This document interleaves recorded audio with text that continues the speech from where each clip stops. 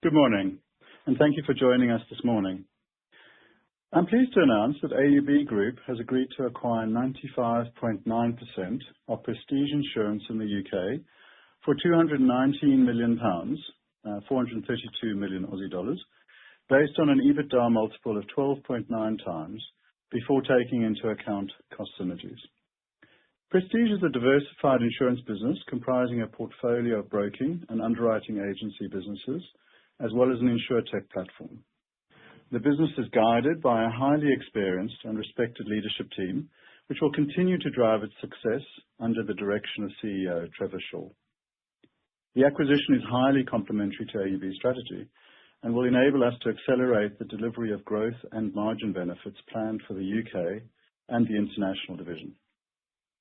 In December 2025, we also completed step-ups of our equity stakes in 360 Underwriting and Pacific Indemnity in Australia. Originally, these step-ups were planned for the second half of 26. However, our equity partners requested we bring them slightly forward to December. Given the requirement to fund the Prestige acquisition, together with the step-up investments in 360 and Pacific Indemnity, and to ensure we retain sufficient funding capacity for additional bolt-on and step-up investments likely to arise later in calendar year 26, we have chosen to secure a level of funding that exceeds the amount needed solely for the Prestige investment. To achieve this, we've increased our debt facility by $200 million, and today are launching an underwritten $400 million institutional placement at an offer price of $29.40. A non-underwritten share purchase plan will also be made available to eligible shareholders. On a pro forma basis, post-Prestige, these step-up investments, the capital raising, and the increase in our debt facility, our leverage will be circa 2.47 times, and we will have circa 303 million Aussie dollars of cash and undrawn debt available, providing us flexibility to deploy capital in a disciplined manner over time. And while the leverage has increased since our financial year 25 result, we are comfortable with this level in the context of the continued strong performance of the business and this highly strategic opportunity, noting that our business has a strong track record of earnings growth and cash generation, which will lead to a natural deleveraging over time, as we have demonstrated strongly in the past. The investments in Prestige and the step-ups are expected to be EPS neutral pre-synergies and low to mid-single-digit EPS accretive post-synergies for calendar year 25 on a pro forma basis. The surplus cash and debt headroom resulting from the equity raise is expected to lead to additional EPS accretion over time as and when the funds are deployed. And while we are still working through the preparation of our audited results for the first half, we expect our first half 26 underlying net profit after tax to be in the range of $90 million to $91 million. On slide 11, we have provided an overview of performance in the first half of 26 based on unaudited preliminary results. As mentioned, we anticipate the underlying net profit after tax for the first half to be in the range of $90 to $91 million, representing growth of 13.4% to 14.7% on the prior calendar period. During the first half of 26, we observed strong performance in most of the group. We are very pleased with the result the team delivered in the first half, which has been achieved in the face of some meaningful FX headwinds. There are two aspects to it. Firstly, during the first half of 26, on a constant currency basis, using first half 25 FX rates, the underlying net profit after tax would have been $2.2 million higher. Secondly, I'd also highlight that this continued devaluation means that as our hedge contracts mature, they are repricing at lower spot rates, such that the benefit of the hedges is diminishing over time. For example, the benefit from FX hedges reduced during the first half of 26 versus the first half of 25 by approximately $1.8 million. Against this backdrop, the team has delivered strong organic growth, and I'll summarize each division's performance now. Our Australian broking division continues to deliver solid performance, notwithstanding the reduction in interest income which has arisen from lower interest rates, as well as challenging and highly competitive conditions in the large and corporate segment of the market. The underwriting agencies division enjoyed another strong half, although strata agencies struggled in a challenging market, with competitors continuing to significantly reduce rates. The international division performed well, and margin improvement initiatives are starting to deliver tangible benefits. We're also beginning to see pleasing momentum from newly seeded businesses in this division. BizCover continued its positive trajectory, delivering another half of robust organic top-line growth and margin expansion, both locally and in their offshore markets. New Zealand results for the half were disappointing and significantly underperformed expectations. There's been a weakness in the corporate market across New Zealand, and this has impacted the business, and our initiatives to grow market share have not delivered satisfactorily. We're working with these businesses to adjust short and medium-term performance outcomes. In summary, during the first half, we saw solid to strong performance across much of the business, muted by the disappointing results in New Zealand and the negative impact of currency devaluation. Based on the strong business performance in 1H 26, we are reaffirming our financial year 26 UNPAT guidance in the range of $215 million to $227 million, despite the anticipated continuation of FX headwinds during the second half. This guidance note is before the impact of the Prestige acquisition and the step-up investments. It's important to note that the step-ups were already planned to occur in financial year 26. They have, however, simply been brought forward slightly into the first half. Additionally, the completion of the Prestige transaction is subject to FCA approval. We expect this to most likely take place during the fourth quarter of financial year 26.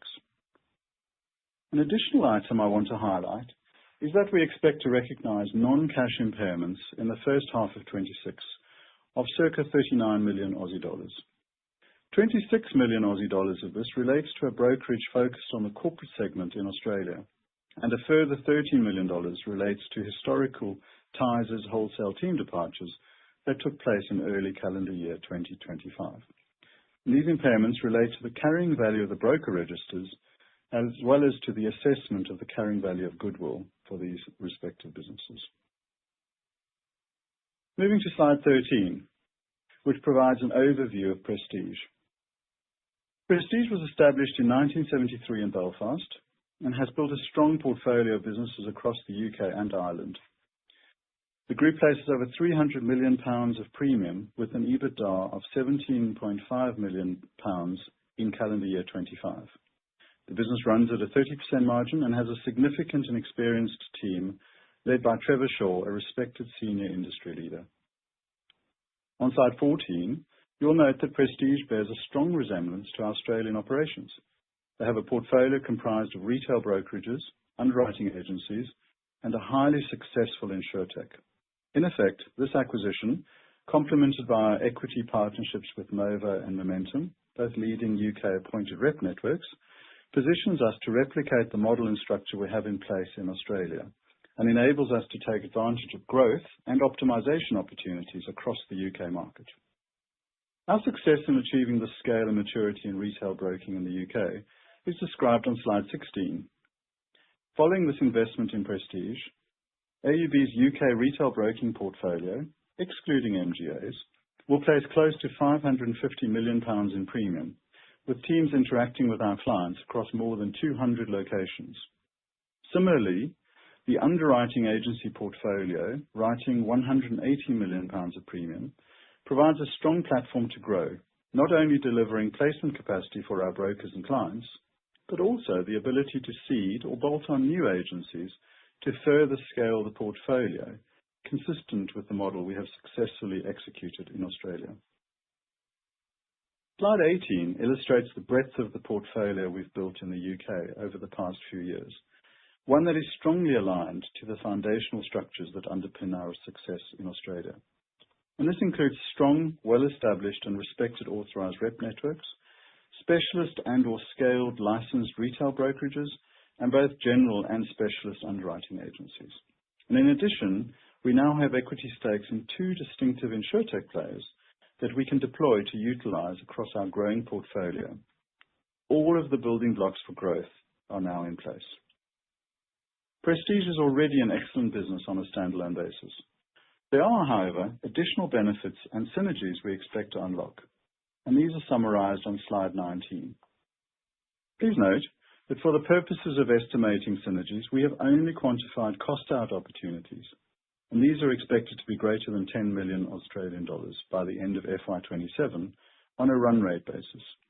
In addition, we are optimistic that additional upside will be delivered through revenue synergies over time. I've previously spoken about the lack of operational leverage in the existing Tysers retail business and the need to optimize the middle and back office efficiencies to unlock this potential. And this represents our first synergy area. With this transaction, we will now be able to leverage Prestige's scale and operational capacity, whilst also being able to drive focus and efficiency in Tysers wholesale by focusing the middle and back office support on that area. Secondly, we will streamline and rationalize overlapping functions across Tysers retail and Prestige. Thirdly, the leadership of the merged Prestige and Tysers retail operation will enable us to leverage Prestige teams' experience and capability. Fourth, the additional scale and breadth we achieve through this merger will increase our ability to enhance commercial arrangements with industry partners. Fifthly, we see meaningful opportunity to enhance the flow of business between AUB retail broking businesses and our expanded MGA portfolio. And finally, leveraging Tysers wholesale wherever possible to place retail MGA binders and individual risks into Lloyd's. And this follows the model and approach we demonstrated when we acquired Tysers wholesale and delivered these synergies by placing Australian and New Zealand volumes into Tysers. In summary, we believe there are significant benefits to be gained from these areas, with many that are as yet unquantified. We've previously described our ambition to grow in the UK retail market. On slide 21, we've summarized the reasons why we have targeted retail in the UK and the considered approach we've adopted for our expansion in UK retail. So why UK retail? Well, frankly, we're good at retail. This is a core strength of AUB. We know how to manage retail broking businesses and MGAs. We have an outstanding platform to leverage in the UK through Tysers. And we know that our owner-driver equity model is a key differentiator, not only in Australia and New Zealand, but also in the UK, where our discussions have met with significant engagement and enthusiasm. The ambition is also supported by the fact that the UK broking market is at least twice the size of the market in Australia. We identified 5 areas of focus that we felt would be necessary to position ourselves for success in the UK retail. Firstly, to split out Tysers retail from wholesale. This was completed last year, except for the middle and back office separation, which was deferred until we made an investment like Prestige. This will result in a far more fit-for-purpose middle and back office setup, given the differences in market focus between our Tysers wholesale and UK retail businesses. Secondly, to invest in at least 1, and ideally 2, highly regarded, authorized or appointed rep networks. We have 2 in Australia, and we now obviously have our equity stakes in Momentum and Movo. Thirdly, to build out a national licensed brokerage with a national footprint and brand. Post-completion, we intend to rebadge our Tysers retail business under the Prestige brand, which will now be our go-to-market in the UK and operate as our national licensed brokerage. Fourthly, to grow a portfolio of MGAs that support the retail broking businesses in both general and specialist commercial products. And finally, to build out a selective portfolio of insurtech assets that can be deployed in AUB network businesses. We're pleased with the significant progress achieved to date. And as you can see, the acquisition of Prestige significantly enhances our ability to deliver on the last 3 building blocks. We are very pleased to have secured an investment in a business of Prestige's caliber. It represents an excellent strategic fit with AUB Group, and we are delighted to welcome Trevor and his team into the AUB family. This acquisition positions us incredibly well to accelerate our growth in the UK market and to build a set of businesses in the UK that in time will rival the quality and scale of our Australian portfolio. The rest of the slides in the pack cover the equity raise in more detail, and I will leave these for you to work through in detail. I'll now hand over to the moderator to take your questions. Thank you. If you wish to ask a question, please press star one on your telephone and wait for your name to be announced. If you wish to cancel your request, please press star two. If you're on a speakerphone, please pick up the handset to ask your question. Your first question comes from Tim Lawson with Macquarie. Please go ahead. Hi, Mike. Thanks for taking my questions. You've talked to the strategic rationale of the Prestige transaction. Can you just talk about how prepared you are in terms of from a inside looking out UK retail perspective and how ready they are for this change? Yeah. Well, in fact, I think if we hadn't have made an acquisition like Prestige in the first 6 months of calendar year 26, I think we would then, start missing out the opportunities that we're prepared for. So in effect, the last 18 months, we've been separating our Tysers retail. We've been preparing the middle and back office and our technology functions for exactly this type of structure and opportunity. We just didn't have, if you like, the platform or foundation to move on to. So we've done everything we can with Tysers retail, bar having effectively a build, sort of a platform that we could move it onto. Short answer, Tim, I think the timing is spot on, and in fact, the last 18 months have been pointing to and preparing for this point. Okay. And then just in terms of if you look back to the original Tysers transaction, you talked a bit about the sort of wholesale opportunities from ANZ Australia, ANZ AUB into the UK market, and then obviously commercial terms as well. You haven't talked in as much detail around those sort of commercial term step-ups and wholesale opportunity in this case. Can you maybe contrast the differences as to why that's the situation? Yeah, I think we had been preparing and determining the potential value. We set up a business, specifically called Aus Placements, so that we could anticipate and understand the benefits we'd get from a wholesale investment. And I suppose in a way we'd almost geared everything up to estimate those synergies, a year before we even embarked on the Tysers investment. And it was also clearer because, MGA binder placements, you can much more tangibly determine. And so I guess it's not, do I believe the benefits are there or not? It's the confidence in being able to estimate them with certainty that we're confident enough, to explicitly talk numbers with the market, I think. So it's more about our confidence in estimation than our confidence in the benefits being there. Okay. And then maybe just a sort of question on the BAU M&A and the step-up M&A, if we think about those two separately. It's obviously been an active period. You called out that the step-ups have sort of maybe fallen in this half rather than the next half. Anything in particular as to what's behind that timing, why you think there might be a slightly slower period between, you sort of called out the end of the calendar year as being maybe the next point of time where there might be some more activity. Just understand that cycle of timing, please.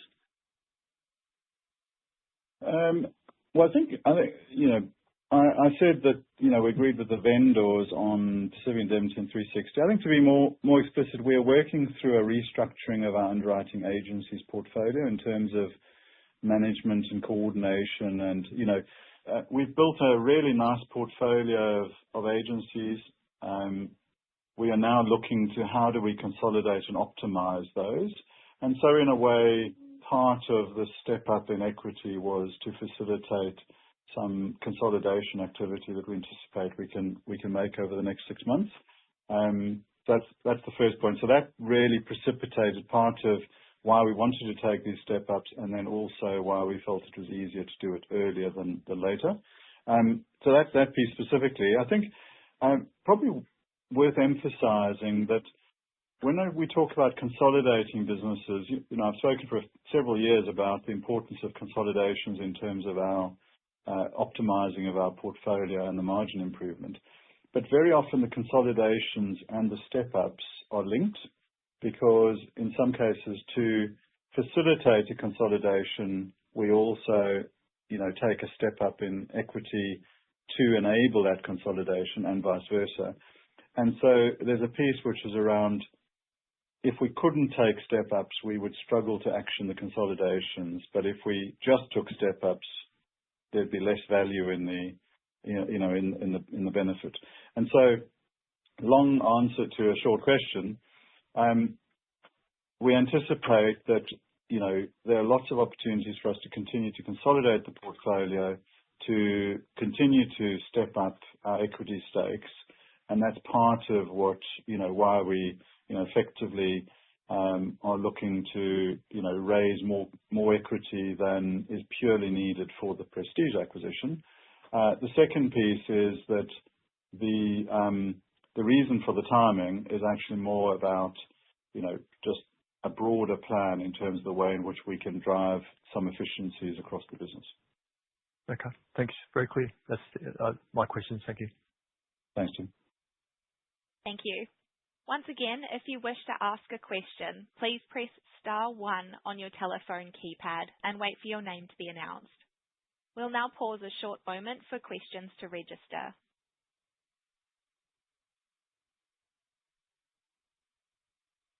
Your next question comes from Olivia Coulon with E&P Financial Group. Please go ahead. Hi, guys. Congrats on what seems like a pretty sensible deal. Just have a question on the guidance. So you mentioned that it's pre the acceleration of the step-ups, which presumably will, increase guidance.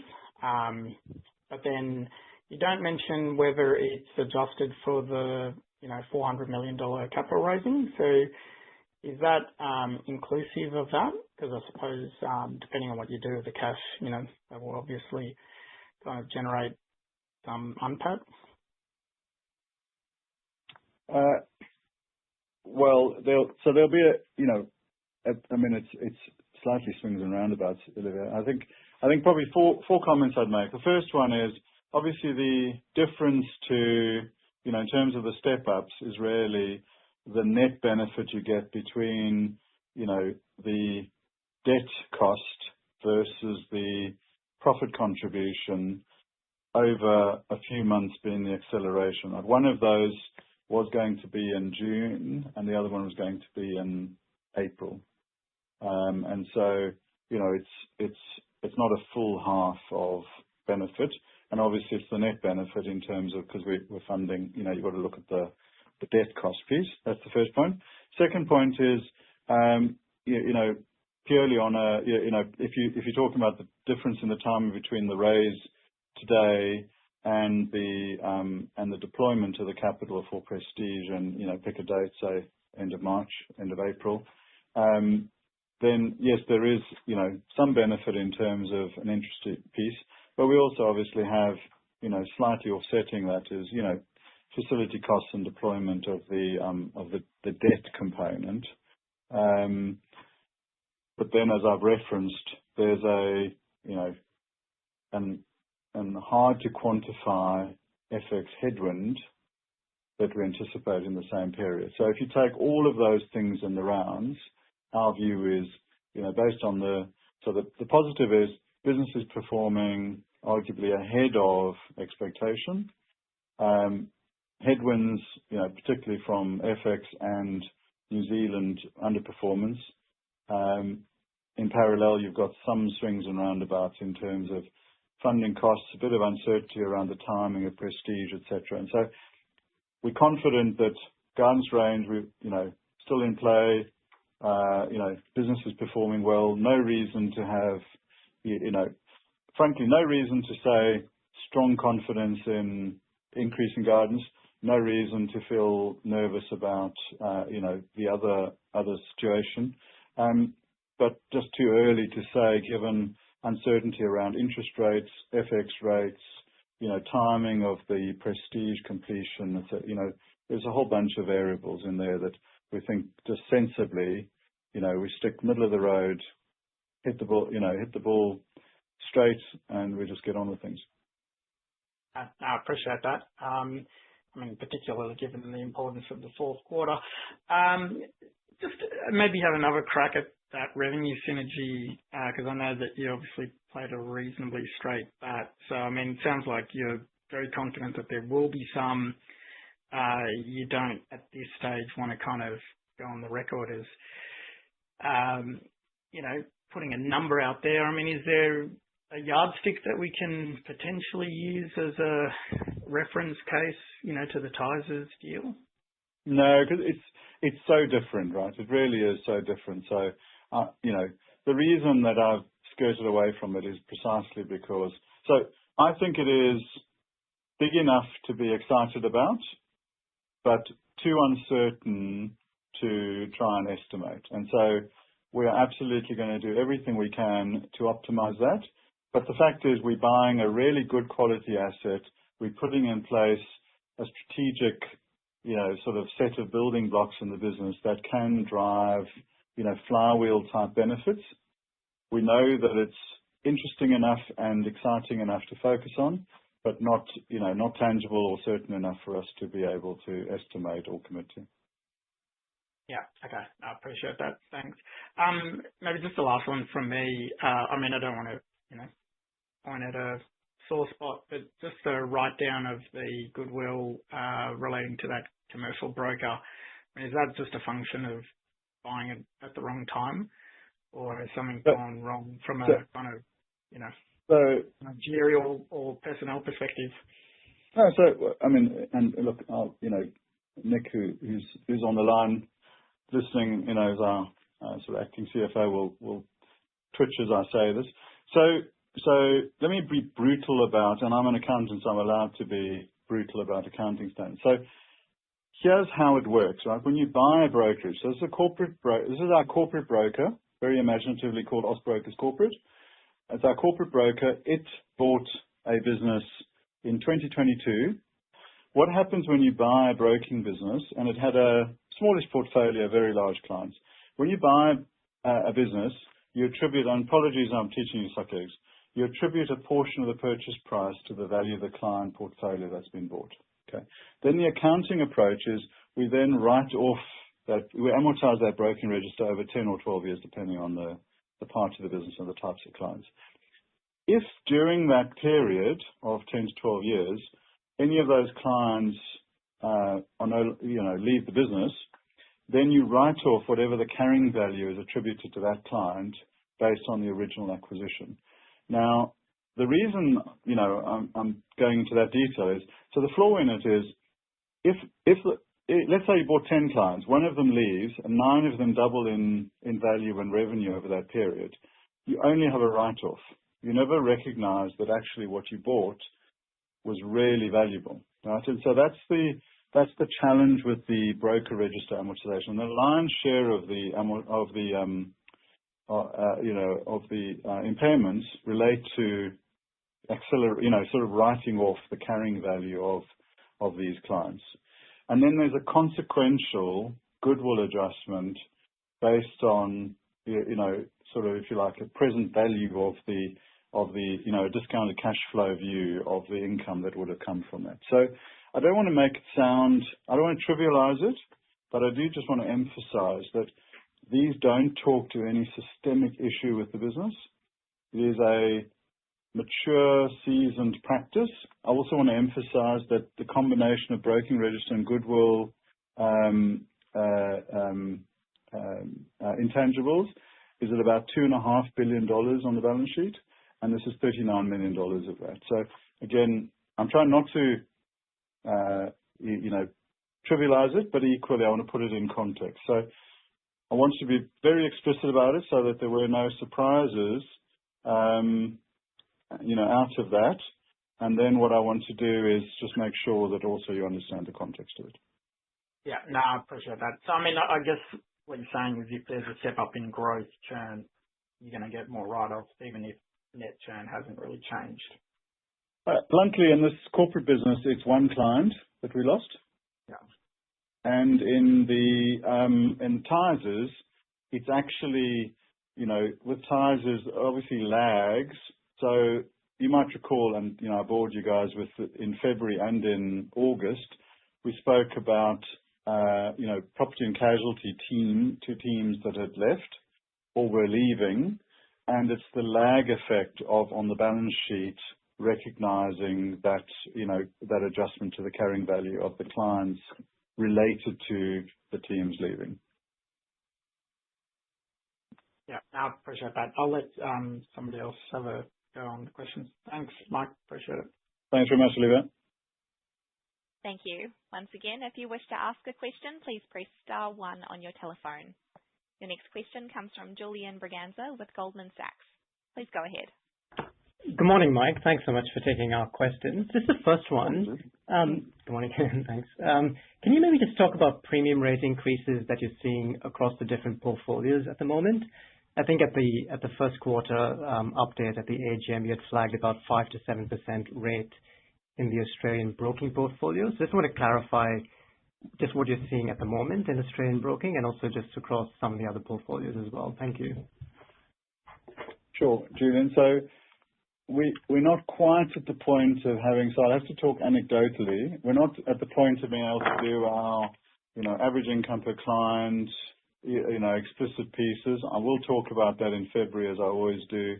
So I suppose there's a piece where I don't want to talk explicitly about the numbers and the ranges until we've, we do a fairly detailed piece of work about that, which we just haven't done because it's, it's very early. It's just quite premature for us in terms of, talking about results. What I would say is that, directionally, what we are seeing is premium rates in New Zealand, particularly in the larger end of the market, so sort of mid to large, corporate, etc. We're seeing those rates continuing to soften, even though rationally we don't think they should. And in Australia, we're seeing a whole mixed bag according to risk classes, but on balance as a portfolio, the premium rates are still in that, they're certainly not, 1 or 2%. They're in the 5, 6, 7% range. But I will talk explicitly about that, when we do the results presentation in February. Okay, got it. Now that's clear. And then maybe just in terms of some of the organic trends that you're seeing across the UK Tysers business, just the wholesale business, just interested in some of the discussion there, just in terms of what are you seeing organically in the Tysers business and also just for the Prestige business over the last few years. If you can talk to some of the organic growth trends there as well, that'd be useful. Thanks. Sure. So again, I think some of this, I don't want to sort of jump the gun.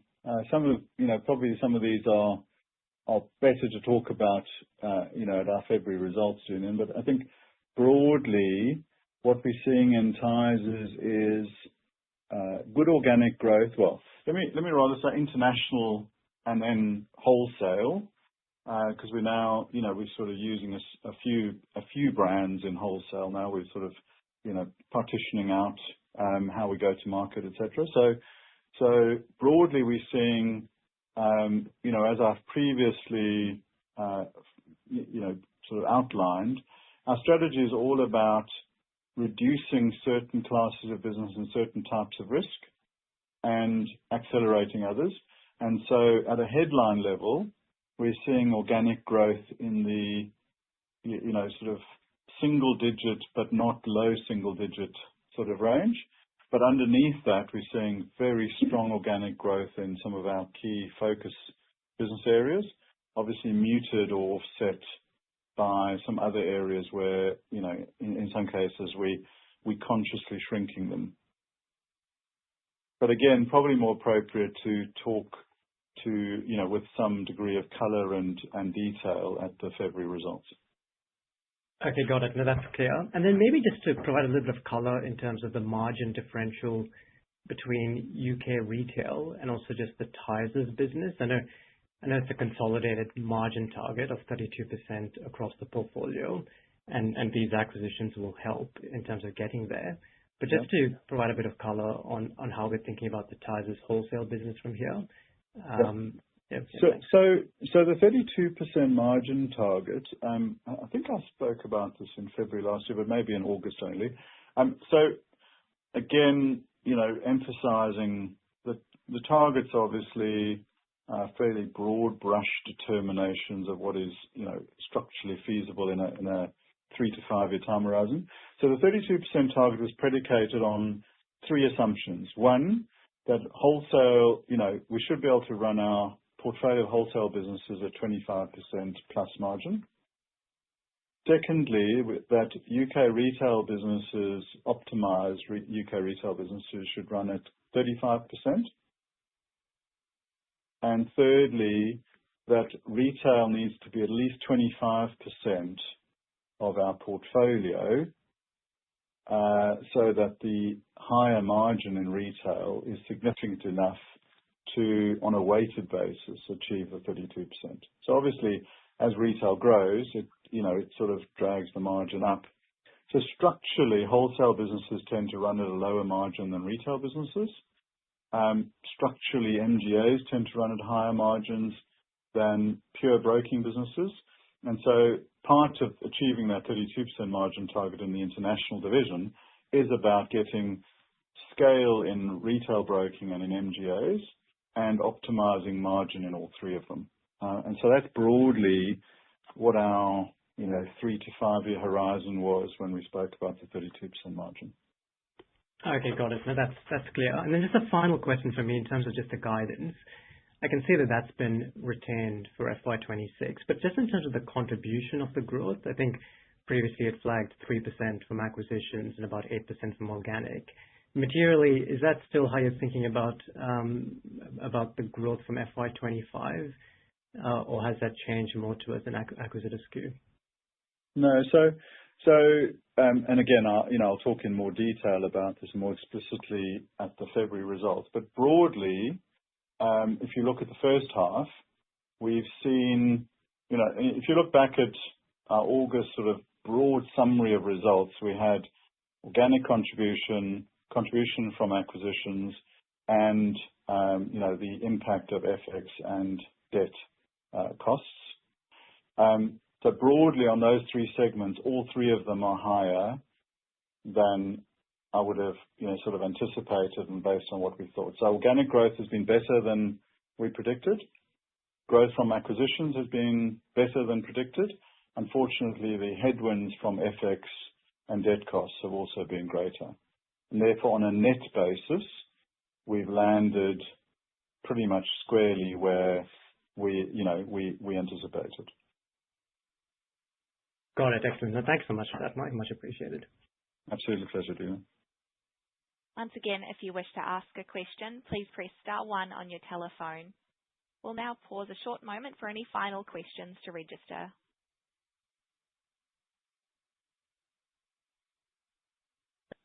Your next question comes from Andrew Adams with Barrenjoey. Please go ahead. Hey, Mike, you got me? Hi, Andrew. Just the M&A spend of 200 million in first half 26. Is that mostly debt funded? Well, so I suppose there's a hot off the press bit of that, which is, the M&A spend, which relates to, so we completed, we did the Pacific Indemnity and 360 acquisitions right at the tail end of December. So yes, although it was debt funded, anticipating a sort of let's call it a restructuring. So yes. Yeah. And multiples around, 13 times on Correct. average for that? 200 million? Correct. Cool. And then just on Prestige, who gets the money? Who's the seller? Is it all management, or is there third-party owners in there? Or? Yeah. So it's a mixed bag. So it's a 50-year-old business. The management team, like the CEO has been in place for 10 years, been in role for 10 years. Management team range from 7 to 15 years of tenure. Originally it's a combination of families that originally founded the business, and then largely it's sort of almost professionalized over time. The family members have retired, moved to different things, et cetera, in some cases no longer around. And so there was a chunk where, unlike our types of transactions, they didn't have a practice of retiring shareholders exiting as shareholders. So you had a slug of the equity owned by these retired let's call them original So founding how much of families. the equity goes to people still in the business, or is most of it going to people no longer in the business? Yeah. So in fact, the current management team owned, they've sold down half of their equity. So effectively, I'm going to round up. 4%. Yeah, I'm going to round up. So they previously owned 10%, they now will own 5%. And so obviously they're the ones that we are passionate about. And so that is partly recognizing, for a number of them, they're wanting to use it to help pay down personal debt and mortgages and stuff. But for them, the 4 point whatever % that they're retaining remains a key, their sort of key primary asset, personal asset. The rest were, there's also a private equity firm, niche private equity firm that specializes only in owning, small majority or large minority type stakes, plus this, family chunk. So that combination we bought out. We consciously bought out. There were options around whether, we should buy all of them. So that combination's the bulk of it, is that right? Like the combination is 90%. Correct. Yeah, correct. And private equities, how much of that split? About 50% of that, or? Yes, it's about, I don't want to go too much into the detail, but yes. Yeah, cool. And is there any earn-out in future years, or have they got all their money now, or is there anything that comes later, or they've? So no earn-out. This is the... Okay. Cool. And then just on if I can, just on the Prestige numbers, still trying to put together a bit of history here. I mean, can you give us a bit of a sense for the growth in calendar year 25 and what we expect in 26? Because it feels like part of that UK market's a bit like what you outlined in New Zealand at the moment, so, GWP and revenue growth's a bit tough at this stage. Is that similar to what you saw in Prestige in the second half of 25, or?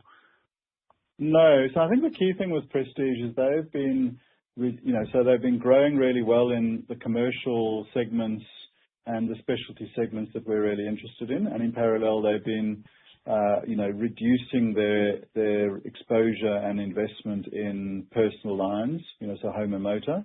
And exactly as you describe, I think those are some of the areas where it has been very competitive and rate's been playing a big role. So actually they've, in all the areas that we're really interested in, they've seen really good growth. There are actually some segments where we've agreed with them. They had some, during the process, we've agreed areas that, weren't really areas of interest to us that, have been carved out and, sort of removed, et cetera. So, broadly, I think they've demonstrated an ability to do three key things that we really care about. One, they know how to grow businesses. They're very well established with the broker market and segment, and they know how to grow top line in the commercial and specialty area. So that's the first thing. Secondly, they've demonstrated they know on how that to, first thing, so the 59 mil of pound revenue in calendar 25, was that up 10% or so on 24, or any kind of rough numbers you can give there? Yeah, so I think it's high single digit growth over the medium term. Yep. Okay. Again, the thing I care about always is profit growth. Huh? But yes. Yeah, we'll get to that one. And then the split of commission and fee, which I guess you historically disclose for Australia and other businesses. Any kind of comments you can make there on that GWP conversion into commission and fee? No. So again, probably some. So I think the split in commercial is pretty much exactly what we'd expect and anticipate in the UK. Okay, cool. And sorry to butt in on before, but then I guess maybe onto the margin, as you said. So the 30% margin, how has that tracked over the last couple of years? Yeah, so pretty consistently. So I think one of the things that I really like is that they're not only good brokers, they're good business people, and so they know how to run a business I mean, the easiest thing in the world is revenue grows and then, profit grows.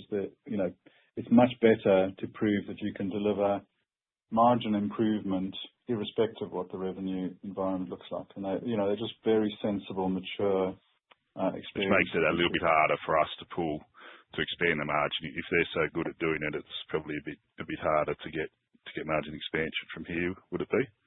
No, because, I think, frankly, part of the 30% is all about scale, right? And, I think bluntly, we specialize in investing in things and then improving margin. Yeah.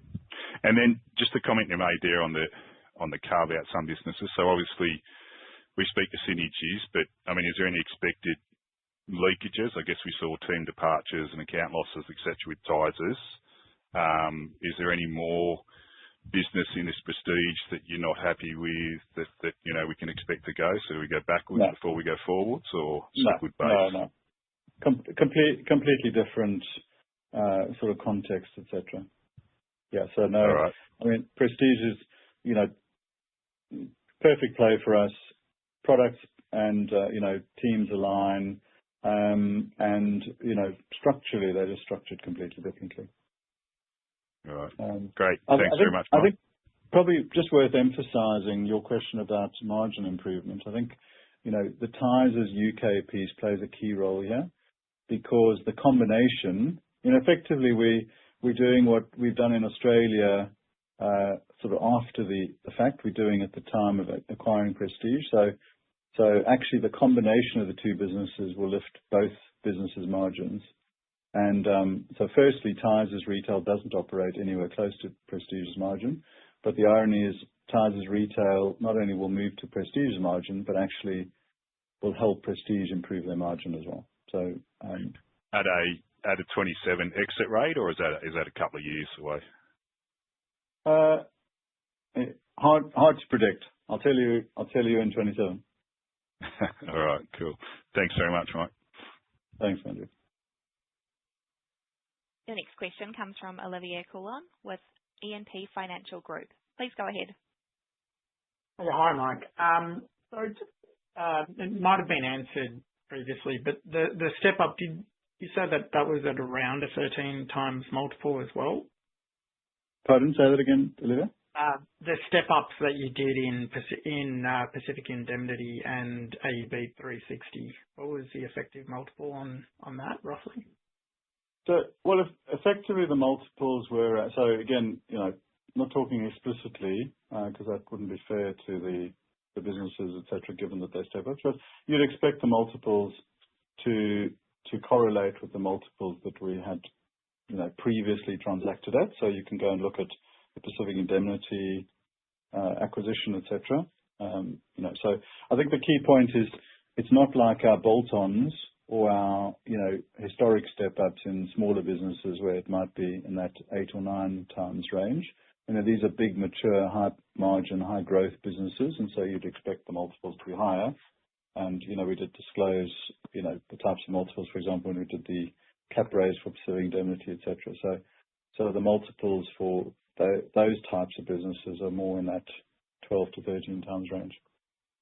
Yeah, okay. Now that makes sense. And sorry, does that include the earnout, which I think you had for Pacific Indemnity, or is that still to come? Well, we haven't included the cost of the earnout in these step-ups because, that related to the original acquisition. But yes, we did deploy capital in the first half as part of that earnout. Right. Sorry, but is that earnout included in that 200 million number, or is it exclusive of that? No, excluded from that. Thanks. Appreciate it. Okay. There are no further questions at this time. I'll now hand back to Mr. Emmett for closing remarks. Thanks, everybody. So, look, in summary, I think we had a good first half. We've managed to, secure a great asset, and, we're really excited about the strategy and opportunity that we have in UK retail. So thank you very much for joining us this morning, for listening, and, we look forward to your support on this exciting next stage of our growth journey. Thank you and have a lovely day.